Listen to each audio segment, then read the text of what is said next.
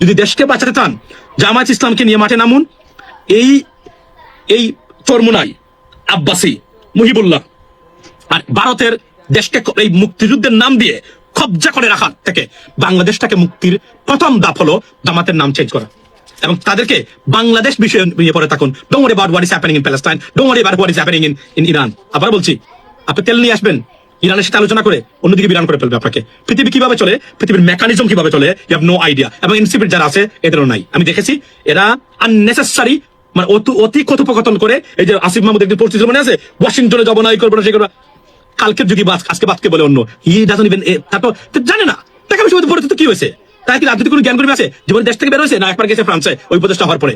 পৃথিবীটা কিভাবে চলে, কারা পৃথিবীটা চালায়, কোন পদ্ধতি এবং মেকানিজমের উপরে ভিত্তি করে পৃথিবী চলে, তা বাংলাদেশের মতো দেশ নো আইডিয়া। যাচ্ছে তাই বলে বেড়ায়।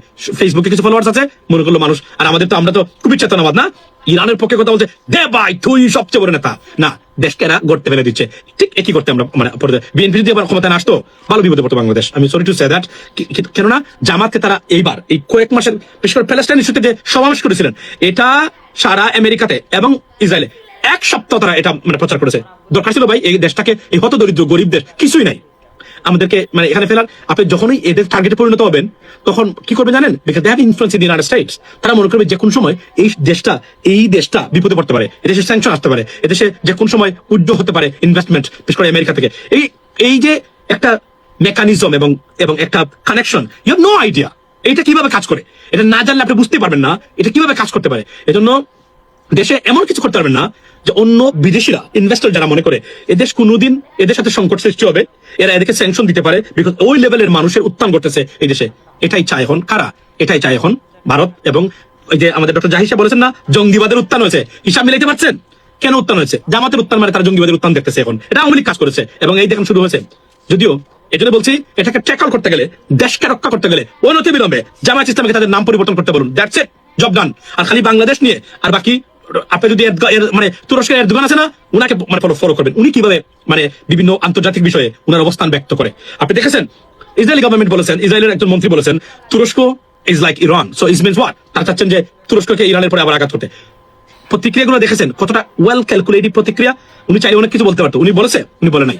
তার দেশ রক্ষা সবার আগে উনি যদি উল্টাপাল্টা করে তাহলে তুরস্ককে মাটিতে নামিয়ে আনতে পশ্চিমা বিশ্ব দ্বারা তারা ঐক্যবদ্ধ হয়ে যেতে পারেন যে কোনো সময়। It's a very tough time, very tricky time. একটু আপনি মানে পা যদি মানে পিছলে যায় আপনি বিপদে পড়বেন। মনে রাখবেন আমাদের সবচেয়ে বড় সমস্যা হলো ভারত। ভারতের বাংলাদেশকে তারা কিভাবে দেখে কি করতে চায় আপনারা যদি সত্যিকার জানতেন আপনাদের রাত্রে ঘুম হতো না। 18 কোটি মানুষকে জিম্মি করে দাসত্ব বানিয়ে রাখার পরিকল্পনা অংশ হচ্ছে আপনারা।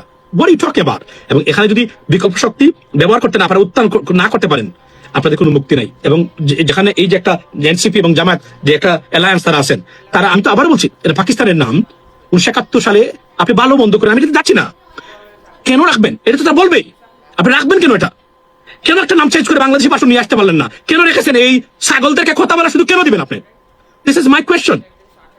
এবং যদি এটা না করতে পারেন, আমি অন্তত আপনাদেরকে নিয়ে আমি রাষ্ট্র ক্ষমতা যাওয়ার আশাবাদী হতে পারলাম না বলে আন্তরিকভাবে দুঃখিত। Sorry to say that. আসসালামু আলাইকুম।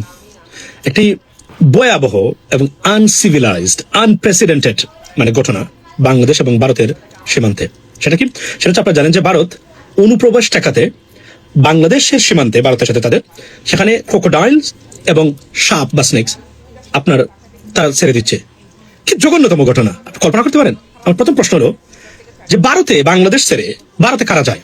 আমি তো জানি না। যে দেশের প্রতি 10 জনের ভিতরে 4 জন মানুষের মানে সঠিক মানে আপনার স্যানিটেশন ব্যবস্থা বা মানে টয়লেটের ব্যবস্থা নাই, সেই দেশে কারা যায়?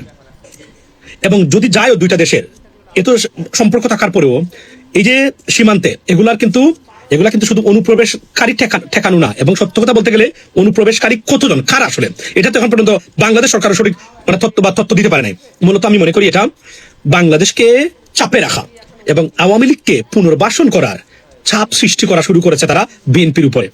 মনে রাখবেন, বিএনপি যতই তারা মনে করেন না কেন যে ভারত বন্ধু হয়ে থাকবে, আমি মনে করি তারা তাদের আওয়ামী লীগকে পুনর্বাসন করার এই যে তাদের যে প্রজেক্ট, এটার থেকে জীবনে কেমন পর্যন্ত তারা সরে যাবে না। আমি বলে দিতে পারি আপনাকে, এটা থেকে মুক্তির একটাই উপায় স্ট্রংলি তাদেরকে মোকাবেলা করা, যেভাবে ডক্টর ইউনূস করেছিলেন। ডক্টর ইউনূস থাকতে ভারতের মতো দেশকে একটা অস্থায়ী সরকার কিভাবে দৌড়ের উপরে রেখেছিল সেটা সারা পৃথিবীর মানুষ দেখেছে।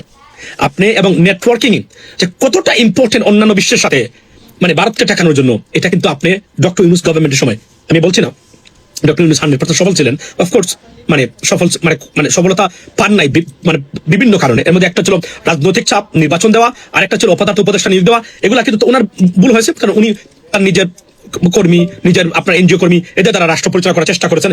কমপ্লিটলি মানুষ কথা বলে নাই, কমপ্লিটলি মিস্টেক ছিল, যে কারণে আমরা সুসম্পূর্ণ জুলাই বিপ্লব সফল হয় নাই, মানে পরবর্তী বিপ্লব যেটা যেটা মানে সুশাসনের ক্ষেত্রে। তারপর অনেকগুলো কাজটা করেছিলেন সরকার, এটাকে অনেকে তারা বাতিল করার চেষ্টা করেছেন। বাট এটুকু আমি বলি যে বিএনপি সরকারকে ভাবতে হবে, আপনাদেরকে কোনোদিন ভারত বন্ধু হিসেবে নেবে না। মনে রাখবেন, আপনারা বাংলাদেশ জাতীয়তাবাদী দল, এই দলের উত্থানটাই হচ্ছে এন্টি ইন্ডিয়ান সেন্টিমেন্টটাকে, which is আমাদের জন্য একটা ব্লেসিংস।